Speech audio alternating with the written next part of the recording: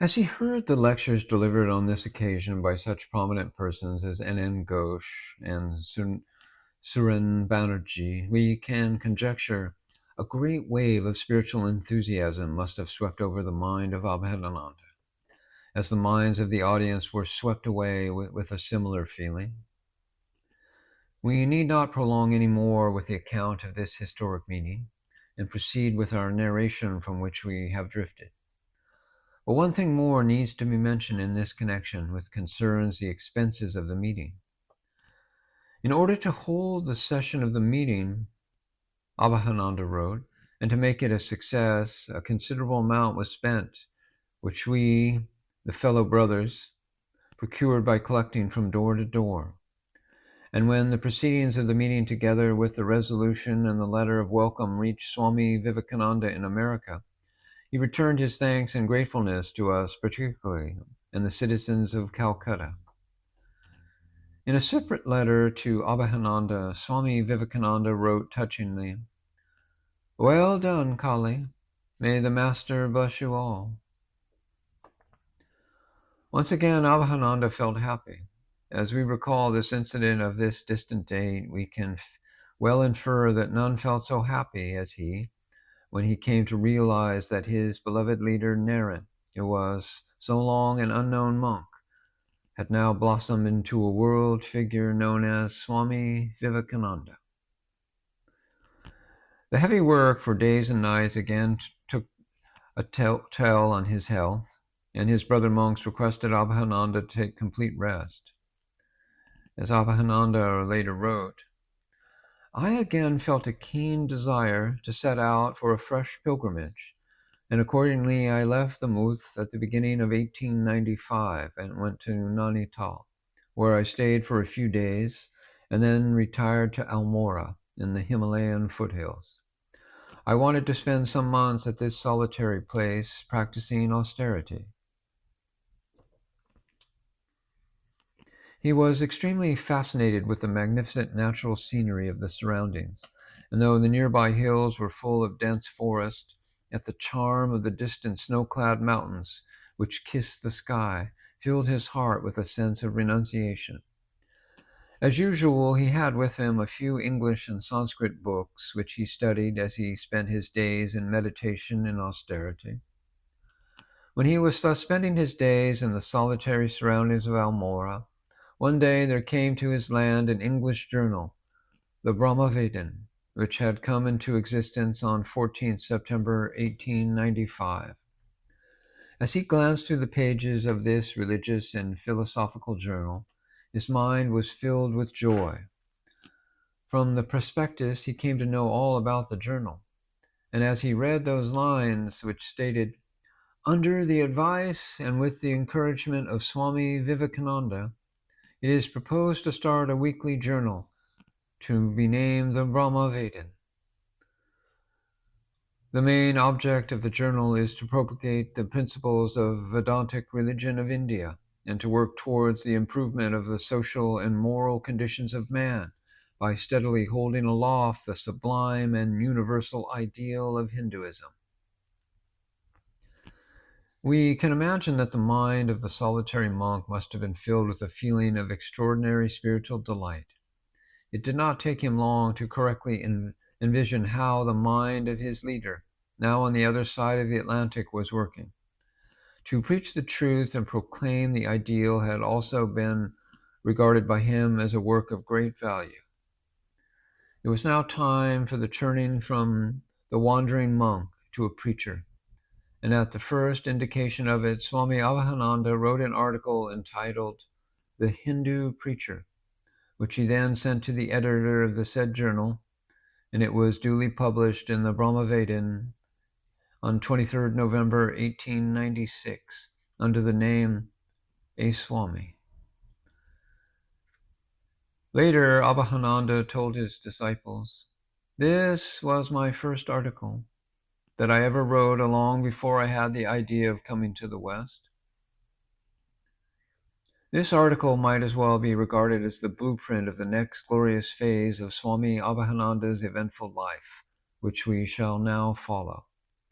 But before that, it would be appropriate to discuss briefly about his memorable article, which may be regarded as the cornerstone in this subsequent life of Swami Abhedananda. A great want of this age was a religious order of the Hindus, which, well equipped with modern learning in science and in philosophy, possessing a knowledge of the world and acquainted with the spirit of the times, will undertake the propagation of the Hindu religion in all countries and bring into existence the reign of peace and harmony in the midst of warring sects and religions. The fatherhood of God and the brotherhood of men are both surely independent of the religious garb we men wear from time to time. Thus wrote Swami Abhedananda in the course of his article, The Hindu Preacher, in the Brahmavedan, which deserves to be carefully read. Any proper assessment of this great Vedantist preacher will fall short unless we take into our consideration this article, which is also a clear indication of his mind at that time, when the news of Swami Vivekananda's success at Chicago reached him. Was he then preparing himself for the new task that awaited him? After successfully organizing the Calcutta Town Hall meeting, when Abhedananda retired to the solitary hills at Almora, it can be presumed that his mind then was not solely occupied with either meditation or study. Evidently, it was drifting to another direction. He was seriously thinking of the utter necessity of preaching the Hindu religion abroad. And the more he began to ponder over his leader's unexpected advent on the world stage, the more he came to the conclusion that the sadhana that began at Dakshineswar was now about to have its historical fulfillment. The world was waiting to listen to the universal message of the Master, in whose life was noticed the restatement of the ancient truth of all principal religions of the world. Did it ever occur to the wandering monk that one day he would be called upon to assist his leader in this sacred task? Perhaps otherwise he would have never written and published the article referred to. The mind of the future Hindu preacher has been very clearly reflected in this article, and to him preaching meant nothing short of a restatement of the lost spiritual culture of the ancient rishis.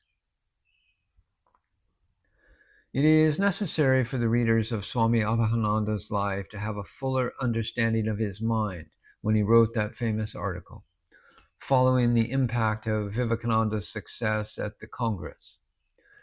To him, Swami Vivekananda now appeared as the mighty apostle of resurgent India, and in order to gather the full history of the Parliament of Religions, Abhedananda, according to the account given by Mahendranath Datta, collected some money, which he procured the proceedings of the Parliament, as well as a short account of it as written by Miss Mary Snell and others who were behind the whole affair since its inception.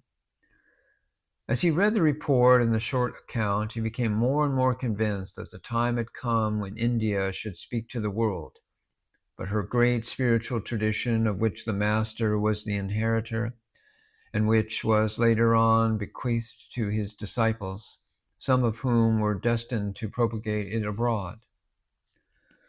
Thereafter came the first issue of the Brahmavedan in his hands, which was sent to him at Almora by Swami Sharadananda.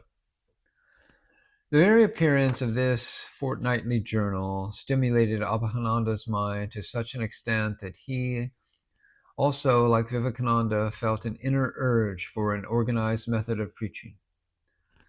Incidentally, it should be noted that without a full study of this journal, which ran for about a decade since the time of its first appearance in 1896, one cannot follow the course of the Vedanta movement in the West.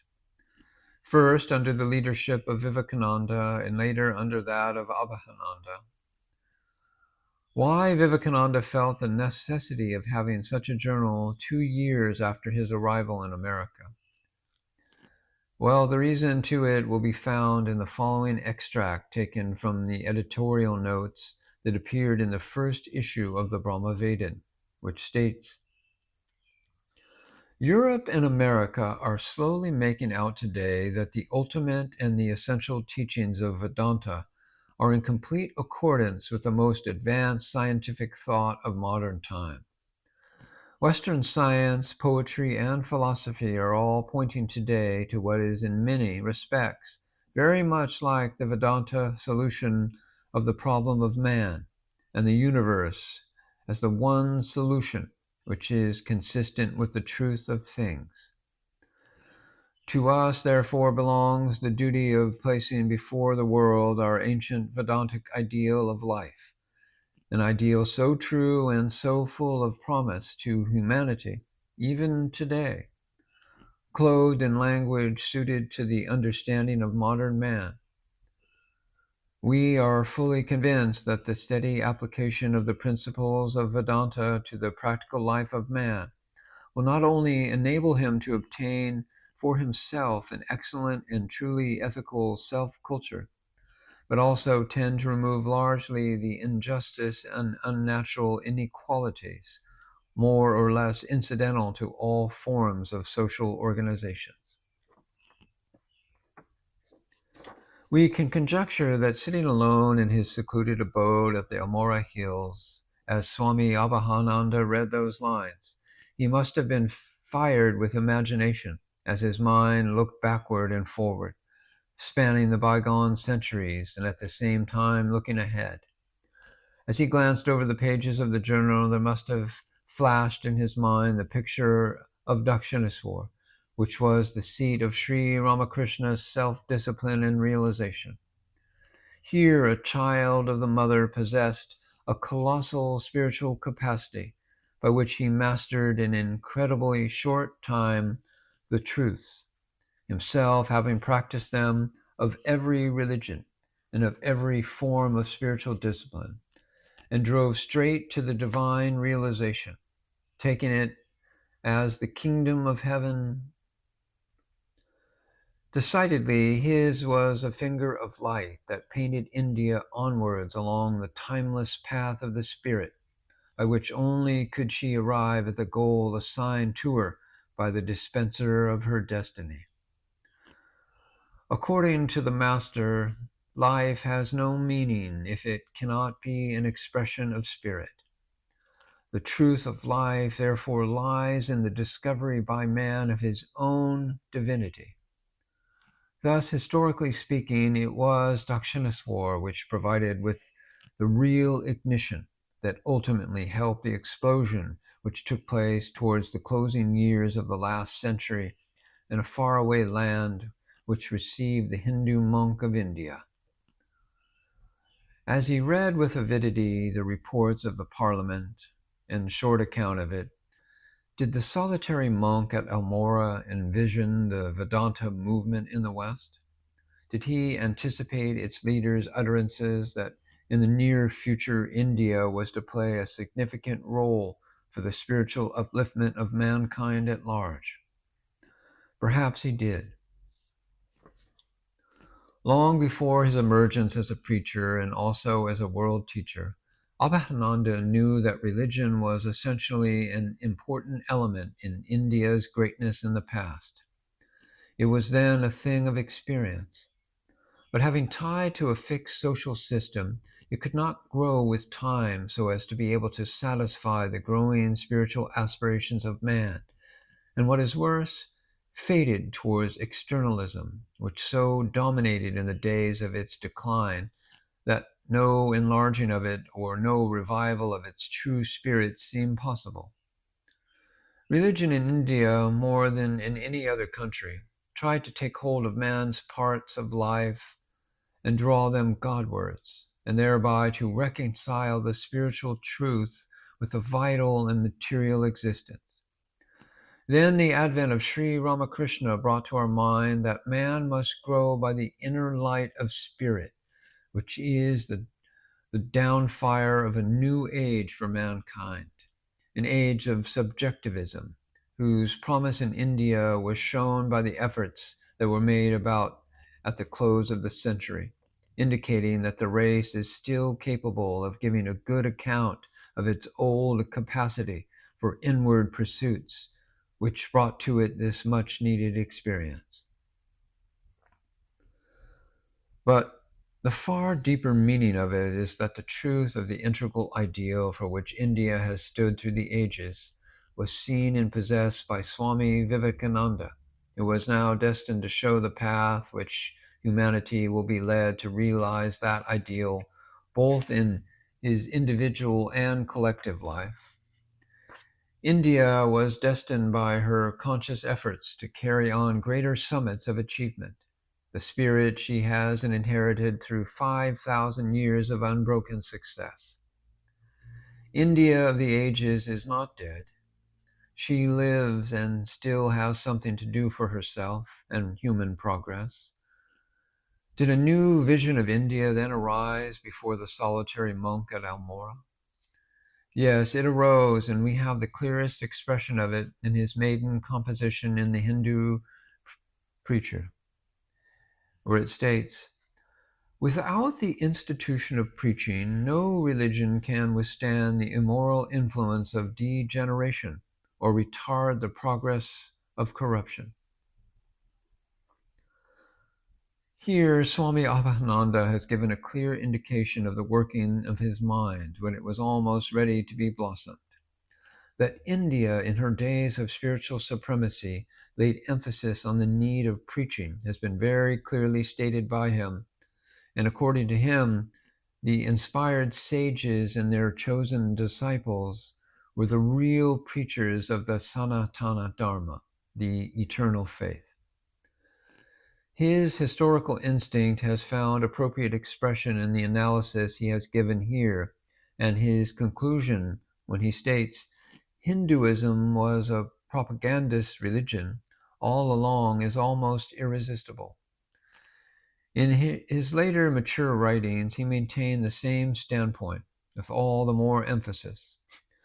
When he was wandering all over India barefooted, he had felt both how Hinduism had suffered much owing to the want of proper preaching. It was not for nothing that he leveled his changes against the degeneration which he happened to notice among a class of hemp-smoking sadhus who claimed themselves as sannyasins. He wrote, "Though the sannyasins were formerly the real preachers of religion in India, most of them now have become illiterate and luxury-loving in their habits, and do not feel the practice of renunciation and the teaching and practicing of religion to be their daily duty." This was no vague inference, but the direct experience of a monk who had the rare privilege of knowing the true condition prevailing among many so-called sannyasins of India. As we have already stated, the band of sannyasins which Sri Ramakrishna had created was not just a prototype of what already existed in India. It was, on the contrary, initiated of highest ideals of renunciation and service to all. So his spiritual sons were destined to set together a new example in the long history of India's religious evolution. When Abhedananda wrote, "It is now high time for us to send Hindu missionaries like Swami Vivekananda to distant lands for diffusing widely the highest doctrines of the Hindu religion and for bringing men of all creeds under its benign influence." He certainly then had this picture in his mind that the sons of Sri Ramakrishna had a greater and nobler mission in their lives than just to remain content with study, meditation, and worship. They were not to stick to any hidebound theory or views for bringing about the much-needed spiritual regeneration. The leader had set the ball in motion, and it was up to his brother monks to maintain the continuity of that motion which had the sanction of history, as well as the age-long tradition of India's rishis behind it. All of them were destined to contribute their might for spiritual awakening in the Western world. And Vivekananda's triumphant success at the world's Parliament of Religions unmistakably pointed in that direction. Thus, the leader's achievement at Chicago must have appeared to Abhedananda in his solitary abode at Elmora as the starting point in the beginning of the preaching of Vedanta, or for that matter, the preaching of any worthy religion at all, the need for self-improvement and self-reform. Gone were the days of mystification and sectarianism as essential parts of any religion. And as he pondered more and more over the issue, it became all the more clear to the future preacher that truth is truly like a torch. The more we shake it, the more it shines. To any serious reader of Abhedananda's life, it would appear that by a historical process, the budding of the future preacher was complete when the call came to him from his leader to join him in his mission.